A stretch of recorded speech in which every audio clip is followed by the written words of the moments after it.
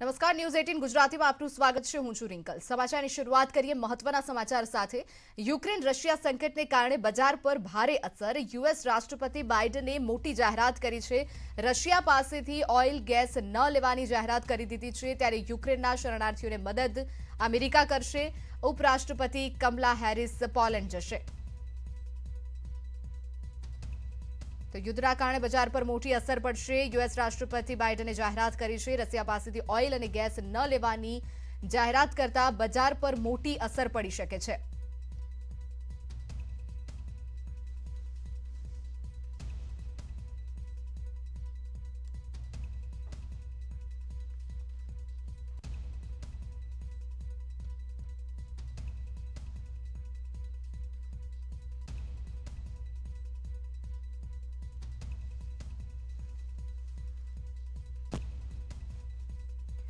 તો market expert રવિ દિયોરા અમારી સાથે જોડાઈ ગયા છે। જે સ્વાગત છે આપનું ન્યૂઝ 18 ગુજરાતીમાં। જે રીતે જાહેરાત કરવામાં આવી છે અમેરિકાના રાષ્ટ્રપતિ દ્વારા કે તેના કારણે મોટી જે અસર પડશે, શું અસર પડી શકે છે? વૈશ્વિક બજારે અસર પડશે, પણ ભારતીય બજાર પર આપણે નજર કરીએ તો શું અસર રહી શકે છે? જે જરૂરથી આ અનાઉન્સમેન્ટ છે થોડું પર્ટિક્યુલર જે ફાઇનાન્શિયલ માર્કેટ છે એમાં પણ જે ક્રૂડ ઇમ્પોર્ટ કરતા દેશો છે એના માટે થોડું નકારાત્મક છે, કારણ કે આના હિસાબે જે ક્રૂડના ભાવ થોડા રિલીફમાં આવ્યા હતા, થોડા નીચે આવ્યા હતા, એ ઘટી રહ્યા છે। અને વધતા ક્રૂડના ભાવ એ વૈશ્વિક માર્કેટમાં અને ઇમર્જિંગ ઇકોનોમીઝમાં એક ઘણું મોટું સંકટ છે। આપણે ચાઇના વર્લ્ડના ફર્સ્ટ અને સેકન્ડ લાર્જેસ્ટ ઇમ્પોર્ટર છે। હાલાકી ચાઇના છે એ ઘણું ડિસ્કાઉન્ટ પર જ્યાં જ્યાં પ્રતિબંધો છે ઈરાન સાથેથી લેશે, હવે આગળ જતા રશિયા સાથેથી ક્રૂડ લેશે, તો એને આટલું મોટું નકારાત્મક અસર ચાઇના નથી પડી રહી। પરંતુ ભારતીય ઇકોનોમી માટે થોડું આ એક ખરાબ વસ્તુ છે, કારણ કે જો યુએસ સેન્કશન હજી એને પોતે જ સેન્કશન લગાવે છે, આ સેન્કશન હજી એને બધા માટે નથી લગાવવા, તો એક રિલીફની વસ્તુ છે કે હજી ભારત ઉપર રશિયાના ઓઇલ ઇમ્પોર્ટ પર કોઈ પ્રતિબંધ નથી, યુરોપના દેશો પર ઓઇલ ઇમ્પોર્ટ પર કોઈ પ્રતિબંધ નથી। પરંતુ ભારતને આગળ વધતા ક્રૂડની કોસ્ટ છે એ ડેફિનેટલી બેર કરવી પડશે। આજે જો ક્રૂડના ભાવ જોઈએ તો બ્રેન્ટ ક્રૂડ 130 પહોંચ્યું છે। હવે અત્યાર સુધી શું થયું કે બેઝિક આ ઇલેક્શનનું આઉટકમ જે આવતીકાલે આવવાનું છે અને એના પહેલા પેટ્રોલ ડીઝલના ભાવ ઘણા ટાઈમથી નથી વધ્યા। જ્યારે ક્રૂડ $78 હતું ત્યારથી આપણો ભાવ વધારો બંધ છે। આજે ક્રૂડ 130 પહોંચ્યું છે, તો તમે વિચાર કરી શકો છો જ્યારે પેટ્રોલ ડીઝલના ભાવ વધવાનું ચાલુ થશે ત્યારે એની જે અસર છે અર્થવ્યવસ્થા પર પડશે, એની અસર માર્કેટ પર હજી થોડી પડશે। એફઆઈ સતત ભારતીય માર્કેટમાં વેચવાલી કરી રહ્યા છે।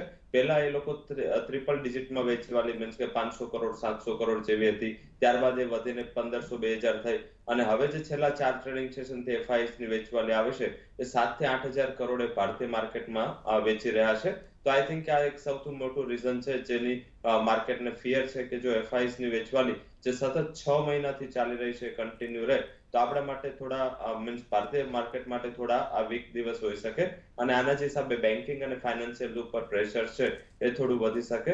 હવે આપણે અત્યાર સુધી આ વોર છે, એના પહેલા કોવિડ છે, અને હવે મોંઘવારીની એક માર છે એ આપણને પડશે। આના હિસાબે ઇન્ટરેસ્ટ રેટ વધવાના પણ ઘણા સંકેતો માર્કેટને મળી રહ્યા છે, કારણ કે ભારતમાં જ્યારે ફેડરલ બેંક પોતાના મીન્સ યુએસની સેન્ટ્રલ બેંક પોતાના વ્યાજદર વધારે પછી જ ભારતમાં એની અસર આવતી હોય છે। તો આવતા વીકમાં ફેડરલ રિઝર્વની મીટિંગ છે અને આવતા મહિને પહેલા વીકમાં આપણી આરબીઆઈની મીટિંગ છે। તો આ વચ્ચેનો ટાઈમ થોડો આપણા માટે કપરો હોઈ શકે છે। મારા મત મુજબ છે આજે થોડું માર્કેટ છતાં સ્ટેબલ ચાલી રહ્યું છે, પરંતુ બહુ મોટી તેજી માટે માર્કેટ તૈયાર નથી થઈ રહ્યું। માર્કેટ એક કન્સોલિડેશન મૂડમાં જઈ રહ્યું છે। જે બિલકુલ આપણે ક્રૂડ ઓઇલની વાત કરીને જે રીતે આપણે જણાવ્યું કે મોંઘવારીનો માર સૌ કોઈને પડી શકે છે, જેવી પરિસ્થિતિ હાલ પ્રમાણે સર્જાઈ રહી છે। આગળ સોના ચાંદીની વાત કરીએ તો સોના ચાંદીના જે ભાવ છે તેમાં કેવા પ્રકારની અસર જોવા મળશે ને તેનાથી જે સામાન્ય લોકો છે તેઓ પર શું અસર જોવા મળશે? જરૂરથી મોંઘવારીની ઇમ્પેક્ટ એક સોનાના ભાવ પર પણ પડતી હોય છે। જ્યારે ત્યારે વૈશ્વિક મોંઘવારી વધતી હોય છે ત્યારે સોનાના ભાવને ઘણો સપોર્ટ મળતો હોય છે। અમેરિકાના જે લાસ્ટ રીડિંગ હતા એમાં 40 વર્ષના હાઈ પર એનું ઇન્ફ્લેશન છે। યુરોપ અને યુકેમાં પણ 10 વર્ષના હાઈ પર ઇન્ફ્લેશન ચાલી રહ્યું છે। હજી આપણે ઇન્ફ્લેશનમાં અસર એટલે નથી પડી, કારણ કે આપણે જે ક્રૂડના ભાવ વધારો છે એ પેટ્રોલ ડીઝલના ભાવ વધારામાં પરિવર્તિત નથી કરો, પરંતુ આ પણ થશે તો ભારતનું ઇન્ફ્લેશન પણ આઈ થિંક કે 8.5 સુધી જઈ શકે. તો આ બધા જો ફેક્ટરને ક્લબ કરે તો ઓલવેઝ જ્યારે ઇન્ફ્લેશન વધે છે ત્યારે સોનામાં ડિમાન્ડ વધતી હોય છે. સેકન્ડ, અત્યાર સુધી જે ભારતીય માર્કેટમાંથી કે વૈશ્વિક માર્કેટમાંથી જે ફ્લો નીકળી રહ્યો હતો ઇક્વિટી માર્કેટમાંથી, એ બોન્ડ તરફ જઈ રહ્યો હતો, કારણ કે વ્યાજદર વધારાની આશા હતી માર્કેટને. પરંતુ જે ફેડરલ રિઝર્વના કમેન્ટ આવ્યા કે એ લોકો 25 બેઝિસ જ રેટ વધારશે, તો આના હિસાબે બોન્ડના ભાવ તૂટ્યા અને ત્યાં થોડું ફ્લો અટકી ગયો. તો આનો ફ્લો પણ સોનામાં આવ્યો. તો મને એવું લાગી રહ્યું છે કે આંતરરાષ્ટ્રીય માર્કેટમાં જે અત્યારે 2050ની ઉપર સોનું ચાલી રહ્યું છે ડોલરમાં, અને ભારતીય માર્કેટમાં 55,000 નું લેવલ આજે ક્રોસ કર્યું છે, આ સસ્ટેનેબલ છે. આગળ જતા સોના ચાંદીના ભાવ અહીંયાથી પણ હજી વધી શકે છે. મારા મત મુજબ આ રેલીમાં તમને સોનું 58,000 અને ચાંદી છે એ 80,000 સુધીના લેવલ બતાવી શકે છે. તો ત્યાં કંઈ પણ વીકનેસ નથી આવી રહી. જ્યારે ત્યારે વોરની સિચ્યુએશન હોય, જ્યારે ત્યારે મોંઘવારીની સિચ્યુએશન હોય, ત્યારે એક સેફ હેવન તરીકે સોનામાં બાઇંગ થતું હોય છે. અને આ જ બાઇંગ કદાચ આગળના નવા લાઈફ ટાઈમ હાઈ પર સોનાને અને ચાંદી બંનેને લઈ જઈ શકે છે. જી બિલકુલ, હાલમાં જે રીતે યુદ્ધની અસર વર્તાઈ રહી છે, જો બાઇડને જાહેરાત કરીએ બાદ આવી અસર થઈ શકે છે. આગળ આપ માર્કેટ એક્સપર્ટ તરીકે આપ કઈ રીતે જોઈ રહ્યા છો કે કેવા પ્રકારની અસર હજુ વધુ થઈ શકે છે, શેમાં ભાવ વધારો હજુ પણ વધારે થઈ શકે છે? જે ડાયરેક્ટ કોમોડિટીઝના પ્લે હોય એને થોડો અવોઇડ કરવા જોઈએ, જ્યાં વધતા ભાવનું જે અસર છે એ તમને દેખાશે. એફએમસીજી સેક્ટર, જ્યાં તમે જોશો તો જ્યારે આ રશિયા અને યુક્રેનના વોર ચાલુ થયા એના પછી ઇન્ટરનેશનલ વીટ મીન્સ કે ઘઉંના ભાવો છે એ 60 થી 70% વધી ગયા. સાથે તમે કોર્નના ભાવ જુઓ તો 40 થી 50% ઉછાળો છે. તમામ એગ્રી કોમોડિટીઝના ભાવ વધી રહ્યા છે. તો એક એફએમસીજી જેવી જે ઇનપુટ એને આ બધાનું હોય છે, તો એ કંપનીના માર્જિન્સ પર પણ પ્રેશર આવશે અને જે આ ચાલુ ક્વાર્ટર છે એના પરિણામો ખરાબ આવશે. ગયા ક્વાર્ટરના પરિણામોમાં થોડું ઇન્ફ્લેશનની અસર હતી અને ઓલ ઓવર જે કંપનીના માર્જિનમાં 8-10%નો ઘસારો હતો. હવે આ ક્વાર્ટરમાં એના પછી 30 થી 50% ભાવ ઉછળ્યા છે, એનર્જીના હોય કે ફૂડ આઇટમ્સના હોય. તો મારા હિસાબે આ એડિશનલ એક પ્રેશર ભારતીય કંપનીઓના માર્જિન ઉપર રહી શકે છે આ ક્વાર્ટરના રિઝલ્ટ પર. અને જે તમે રાઇટલી પોઈન્ટ આઉટ કર્યું કે આજે ભાવ વધારો છે, આ મોંઘવારી છે, એની અસર ઇન્ડિયન કોર્પોરેટ્સ પર પડશે અને માર્કેટ પર પડશે. તો એઝ અ એક્સપર્ટ એવું લાગી રહ્યું છે કે જે આ જલ્દીથી વોર ખતમ નહીં થાય ને જો આ થોડું લાંબુ ચાલશે તો ક્રૂડના ભાવ છે વધતી, એફએમસીજીના ઇનપુટ છે થોડી તકલીફ કરી શકે છે. સાથે આઈટી સેક્ટર એક સેક્ટર સિવાય તમામ જે સેક્ટર છે જ્યાં લોજિસ્ટિકનું ફેક્ટર ક્યાંક ને ક્યાંક હોય છે, મીન્સ કે આઈટી અને થોડી સર્વિસ ઇકોનોમી છે એને છોડતા જે પણ કંપનીઓ પ્રોડક્ટ બનાવે છે, હાલાકી એનું ઇનપુટ આપણે મેટલ્સ ના ગણીએ, ક્રૂડ ના ગણીએ, પરંતુ એની જે ટ્રાન્સપોર્ટેશન કોસ્ટ છે એ પણ વધી રહી છે. એક વર્ષમાં ફ્રેટના પ્રાઇસ 3 ગણા વધ્યા છે. વોરના હિસાબે ઇન્સ્યોરન્સ પ્રીમિયમ છે જે એક્સપોર્ટ કરવાના એ પણ એના ઓલ ટાઈમ હાઈ પર છે. તો આ પણ એક ફેક્ટર છે જેના હિસાબે કંપનીઓને એક્સપોર્ટ કરવામાં બાધા આવી રહી છે. સાથે લોજિસ્ટિકમાં કોસ્ટ વધી રહી છે. તો મારા હિસાબે જ્યારે ત્યારે ક્રૂડ વધે છે ત્યારે જે પણ ઇમર્જિંગ ઇકોનોમીઝ છે લાઈક ઇન્ડિયા, ત્યાં થોડા માર્કેટ એક કન્સોલિડેશન મોડમાં જતા હોય છે. હાલાકી જે લોકો ઇન્વેસ્ટરો છે, જે લોકો લાંબા સમયના રોકાણનો વ્યૂ ધરાવે છે, જેને 1 થી 2 વર્ષના વોલ્ટાલિટીથી પ્રોબ્લેમ નથી, એ લોકો શું કરી શકે છે કે આ ઘટતા ભાવને એક ઓપોર્ચ્યુનિટી ગણીને ખરીદી કરી શકે છે. મારા હિસાબે વેલ્યુ ઉપર જવાનો ટાઈમ છે. જ્યાં વેલ્યુ છે ત્યાં ફોકસ કરો. અત્યાર સુધી શું થયું કે કોવિડ પછી આપણે 2 વર્ષ માર્કેટમાં ગ્રોથ ઉપર ફોકસ કરો, મીન્સ કે આપણને જ્યાં રિટર્ન મળે, જે કંપનીના ગ્રોથના ચાન્સ વધુ હતા, થોડું બેલેન્સ શીટમાં અસર લઈ અને કંપનીઓ ગ્રોથના પ્લાન ફોકસ કરી રહી હતી, એની ઉપર અત્યાર સુધી માર્કેટ પોઝિટિવ સાઇડ ફોકસ કરી રહ્યું હતું. હવે માર્કેટ વેલ્યુએશન સાઇડ ફોકસ કરશે. જે કંપનીમાં ડેટ ઓછું છે, જે કંપનીના રિઝલ્ટ સ્ટેબલ આવી રહ્યા છે, જે કંપની એટલી બધી એગ્રેસિવ નથી, થોડું વેલ્યુએશન સસ્તા છે, પ્રાઇસ અર્નિંગ અને બુક વેલ્યુ સારા છે, ત્યાં સ્ટોક્સ અને એવા હેવીવેટ શેર્સ છે એમાં ફોકસ કરવું જોઈએ. તમારો જે જૂનો પોર્ટફોલિયો છે એને રિવાઇઝ કરો. જ્યાં વધારે હાઈ બીટા શેર્સ છે ત્યાંથી લો બીટા અને વેલ્યુ સ્ટોક પર તમારો પોર્ટફોલિયો શિફ્ટ કરશો તો આ માર્કેટની વોલ્ટાલિટીનો ભોગ તમારે નહીં બનવું પડે. જી બિલકુલ, તો આગળ આપણે વાત કરીએ શેર બજારની. શેર બજારમાં કેવા પ્રકારની અસર આ યુદ્ધના કારણે જોવા મળી શકે છે? જરૂરથી આ અસર અત્યારે આવી રહી છે. આ અસર હજી શોર્ટ ટર્મ નથી, શોર્ટ લાઈફ નથી. જે લોકો એવું વિચારતા હોય કે આ યુદ્ધ પૂરું થશે ને માર્કેટ અહીંથી બિગ બેંગ ઉપર જશે, એવી પરિસ્થિતિ નથી. કારણ કે જે યુદ્ધ પૂરું થશે તો પણ તમને સેન્કશન્સ છે હટતા નહીં દેખાય અને બંનેમાંથી એક પણ લીડર પોતે પાછા હટવા તૈયાર નથી. કાલે યુક્રેનના પણ કમેન્ટ આવ્યા કે એ પણ પાછા નહીં હટે. રશિયા તો આમ પણ કોઈ વિલિંગનેસ નથી. હવે આમાં કોઈ સહમતિ ના થાય ત્યાં સુધી ગ્લોબલ માર્કેટ અને ભારતીય માર્કેટ પર એનું હેંગઓવર બનવું રહેશે. હાલાકી અત્યાર સુધી જે બહુ મોટી ઇમ્પેક્ટ આવતી હતી, નિફ્ટી 500-600 પોઈન્ટ ઘટી જતી હતી કોઈ સમાચારથી, એ બધું ડિસ્કાઉન્ટેડ છે. આટલી મોટી ઇમ્પેક્ટ નહીં આવે.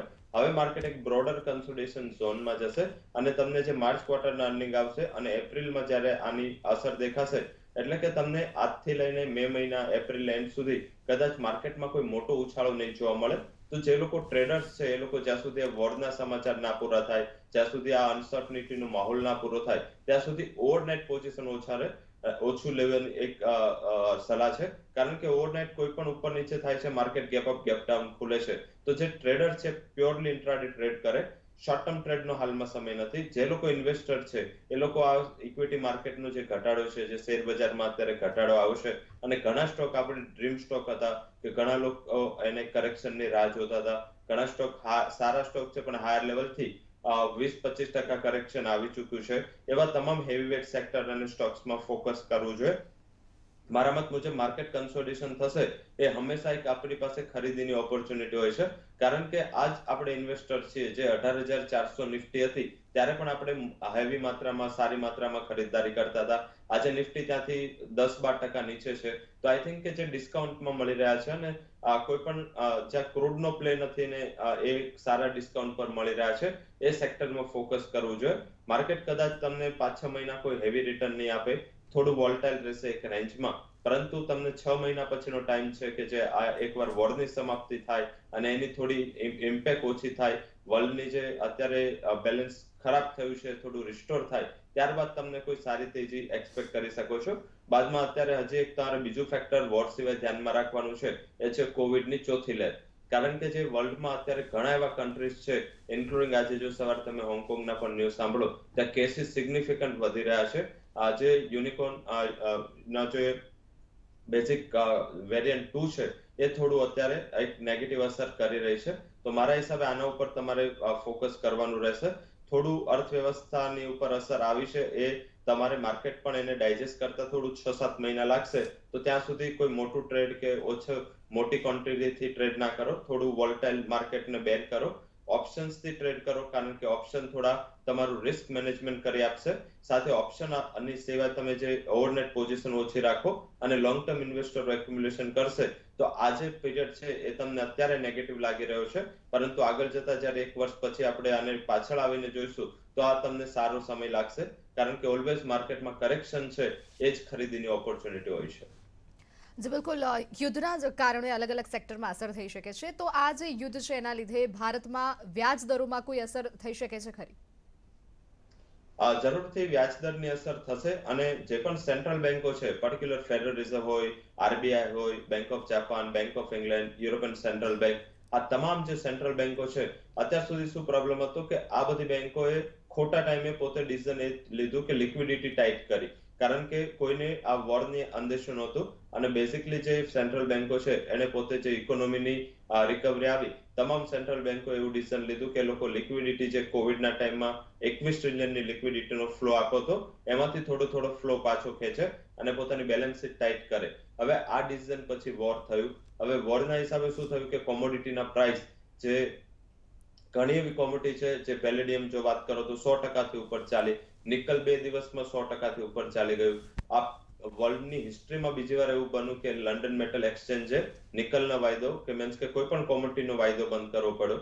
તો આના હિસાબે આ જે પરિસ્થિતિ છે, જે ફુગાવાની છે કે જે ભાવ વધારાની છે, એ પરિસ્થિતિ મને એવું લાગી રહ્યું છે કે થોડી સસ્ટેન રહે, થોડી સેક્ટર વાઇઝ ઘણા એવા સેક્ટર્સ છે જેને કદાચ આગળ જતા આનો એક પ્રોબ્લેમ નડી શકે. તો આ બધા ફેક્ટર્સને તમારે ધ્યાનમાં રાખવાના રહેશે. મોંઘવારી છે એ થોડી હર્ડલ છે. હવે સેન્ટ્રલ બેન્કરો વ્યાજ દર વધારશે શું કામ? કારણ કે હવે આ ઇન્ફ્લેશન છે બેર કરવા લાયક નથી. આજે ઇન્ફ્લેશન વધી રહ્યું છે, એના હિસાબે ક્યારે પણ કોઈ ઇકોનોમીમાં ઇન્ફ્લેશન વધે તો એને ટેપ કરવા માટે થોડું ગ્લોબલ સેન્ટ્રલ બેન્કર વધારે ખરાબ ડિસિઝન લેતા હોય છે. કારણ કે ઇમર્જિંગ નેશન છે, જેવું છે ઇન્ડિયા છે, ચાઇના છે, જી અહીંયા ગ્રોથ વધારે હોય છે તો ઇન્ફ્લેશન વધારે હોય છે. પરંતુ જે ડેવલપ નેશન છે ત્યાં જો ઇન્ફ્લેશન વધે તો એ નકારાત્મક પરિસ્થિતિનું વલણ સૂચવે છે. તો જરૂરથી 16 તારીખે ફેડરલ રિઝર્વ અને આવતા મહિનાની પહેલા વીકમાં જે આરબીઆઈની મીટિંગ છે, એ બંનેમાં તમને વ્યાજ દરમાં વધારો જોવા મળી શકે છે. જી બિલકુલ, એટલે વ્યાજદરમાં વધારો જોવા મળી શકે છે. સર, આપનો આભાર અમારી સાથે જોડાવા બદલ અને આ તમામ માહિતીને શેર કરવા બદલ. તો જે રીતે રશિયા અને યુક્રેનની વચ્ચે હાલમાં જે યુદ્ધ ચાલી રહ્યું છે તેના કારણે અનેક સેક્ટર પર અસર પહોંચી શકે છે. વૈશ્વિક બજાર પર ભારે અસર પહોંચવાની શક્યતાઓ જોવા મળી રહી છે. સોના ચાંદીના ભાવ હોય, ક્રૂડ ઓઇલના કારણે પણ અત્યારે જ્યારે પેટ્રોલ ડીઝલના ભાવમાં પણ વધારો જોવા મળી શકે છે.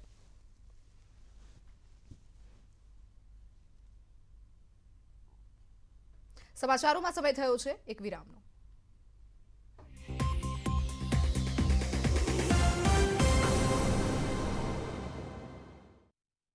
ખસેડાયા.